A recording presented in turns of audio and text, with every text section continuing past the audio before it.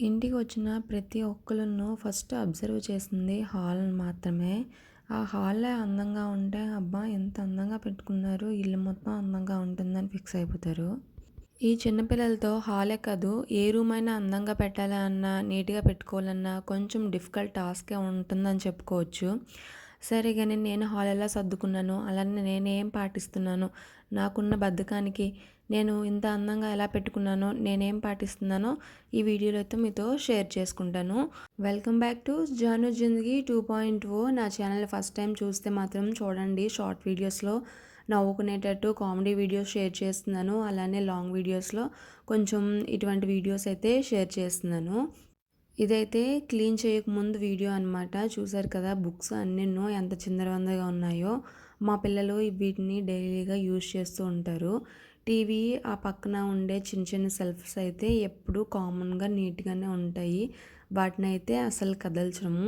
కానీ కిందన ఉండే ఆ 5 ర్యాక్స్ మాత్రం ఎప్పుడూ ఇలానే చిందరవందరగా ఉంటది. సర్దడం మళ్ళీ మామూలే అయిపోతదనమాట. అప్పుడు నాకు అర్థమైంది ఏంటి అంటే, ఇందులో అనవసరమైనవి ఎక్కువగా ఉండడం వల్ల ఇక వందరగా ఉండడం, అలానే వాళ్ళకి ఏంటి అవసరమో అది కనిపించకుండా మొత్తం అంతన్నా తీసేయడం వల్ల ఇలా అయిపోతుందనమాట. అందుకని చెప్పి ఫస్ట్ నేను ఏం చేద్దాం అనుకున్నానంటే, ఇందులోన పాత బుక్స్ వేస్ట్‌వి అన్నీ తీసి వేరేగా బయట పెట్టేస్తాను. అలానే రేర్‌గా వాడే కొన్ని థింగ్స్ అయితే ఉంటాయి కదా, వాటిని వాళ్ళకి కనిపించకుండా బెడ్‌రూమ్‌లో అయితే పెట్టేస్తాను. రేర్‌గా ఉండేవి హాల్లోన కనిపించేటట్లు పెట్టుకుంటే ఏంటంటే, వాళ్ళకి కంటికి కనిపిస్తుంటే తీద్దాము అనే ఆశ పుడుతుంది. అందుకని చెప్పి వాళ్ళకి కనిపించకుండా బెడ్‌రూమ్‌లో అయితే పెట్టేస్తాను. మరీ చిన్నపిల్లలున్న ఇంట్లో అయితే ఏం చేయలేం, కానీ కొంచెం పెద్ద పిల్లలున్న ఇంట్లో ఇలా పాడేస్తే బాగుంటుంది. అలానే ఇవి స్కూల్లో ఇచ్చిన స్టేషనరీ అనమాట. ఇప్పుడు అన్నీ కంటికి కనిపిస్తే అన్నీ తీసేస్తూ ఉంటారని చెప్పి వాటినైతే బీరువాలో అయితే పెట్టేశాను. ఇంకా ఇక్కడ ఒక చిన్న క్లిప్పు. ఇది మా అబ్బాయి. నేను బుక్స్‌కి పిన్స్ వేస్తుంటే, అమ్మ ఈ పిన్స్ వేస్ట్ పిన్స్ అన్నీ కింద పడేస్తే గుచ్చుకుంటాయి కదా, ఇవన్నమాట కబోర్డు క్లోజ్ ఓపెన్ చేసుకుంటాం కదా, ఆ క్లిప్స్ అనమాట ఊడొచ్చేసాయి.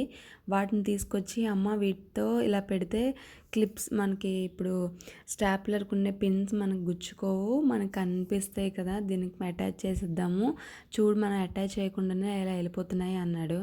వారెవ్వా మంచి ఐడియా ఇచ్చాడు కదా అన్నట్టు అనిపించిందనమాట. అంటే థాట్ చిన్నదే, కానీ వాడి ఏజ్‌కి ఏదో ఒకటి ఆలోచించడన్న సాటిస్ఫాక్షన్‌తో బాగా ఆలోచించావంటే వాడైతే సూపర్ హ్యాపీ అయితే అయిపోయినాడు. పని చిన్నదైనా సరే అప్రిషియేషన్ పెద్దగా ఉంటే ఫ్యూచర్‌లో కూడా చిన్న పనే కాస్త పెద్ద పనిగా మారుతుంది పిల్లలకైతే మాత్రం. ఇప్పుడు ఈ కవర్‌లో ఉండేవి కొత్త న్యూ బుక్స్ అనమాట. ఇప్పుడే మా వైషుకి తీసుకున్నాము. ఫస్ట్ స్టాండర్డ్ కదా. బయట కనిపించేవి నేనైతే సెపరేట్ చేసేసాననమాట. ఇంకా అస్సలు ఇంకా వాడము అన్నవి ఒక దగ్గర పెట్టేసాము. కొన్ని బుక్స్ అయితే వాడతాము అన్నవి కొంచెం అవి బెడ్రూమ్‌లో పెట్టేసాము. అవి ఎప్పుడో రేర్‌గా యూజ్ చేస్తాము అన్నట్టు రఫ్ నోట్స్‌లో కావాలంటే యూజ్ చేయడానికి అని చెప్పేటట్లు. ఇక్కడ చూస్తున్నారు కదా, ఇవి మా వైషు బుక్స్. వీటికి కవర్స్ వేసాం కదా, వీటిని మనం మళ్ళీ రీయూజ్ అయితే చేసుకోవచ్చు కదా అని చెప్పి ఒక 5, 6 బుక్స్కి అయితే ఇలా తీసేసుకోవచ్చు. ఇలా తీసేసుకొని ఇవి మళ్ళీ కబోర్డ్స్లో ప్లేస్ చేసుకొని కొంచెం పాడైపోతే మళ్ళీ పడేయచ్చు అనమాట. ఆ విధంగా అని చెప్పి ఆ బుక్స్ నుంచి అయితే సపరేట్ చేసేసాను. ఈ కలర్ పెన్సిల్స్ చూస్తున్నారా, ఇవైతే రేర్‌గా యూజ్ చేస్తారు. చాలా రేర్‌గా యూజ్ చేస్తారు. కంటికి కనిపిస్తే ఎదురుగా గోడలో గీకుదామా, లేకపోతే ఏదైనా బుక్‌లోన వేద్దామా, లేదంటే ఏదో ఒకటి ఆడదాం అని చెప్పి తీస్తారు తప్ప దానికి ఒక పర్పస్ అయితే ఉండదు. అది తీసుకెళ్ళి నేను బెడ్రూమ్‌లో అయితే ప్లేస్ చేశాను. ఇప్పుడు వాటిని తీయాలన్నా ఏదైనా అవసరం అయితే మాత్రం అమ్మ కలర్స్ ఏవని వాళ్ళే వచ్చి అడుగుతారు. కబోర్డ్‌లో ఆ మూలకైతే పెట్టేశాను. నాలాగా మాటి మాటికి ఇల్లుని సర్దాలంటే చాలా బోరింగ్‌గా అనిపిస్తే కొంచెం డిఫరెంట్‌గా ట్రై చేస్తాను. అప్పుడు ఇంటిని సర్దుకోవాలన్న ఇంట్రెస్ట్ అయితే వస్తుంది అని చెప్పేసి. మా పిల్లలకి హాలిడేస్ అయిపోయిన తర్వాత అయితే ఇలా సర్దుకున్నాను. హాలిడేస్‌లో ఏంటంటే ఆ ఉన్న బుక్స్‌నే మాటికి మా పిల్లల ముందే సర్దేదాన్ననమాట.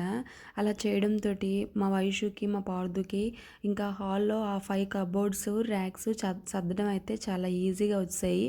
టక్కుమని బుక్స్ అన్నీ తీస్తుంది మా వైషు. బుక్స్ అన్నీ తీసి చీపురుతో తుడిచేసి మళ్ళీ నీట్‌గా పేర్ చేస్తారనమాట. ఇద్దరు పిల్లలు అంతేని.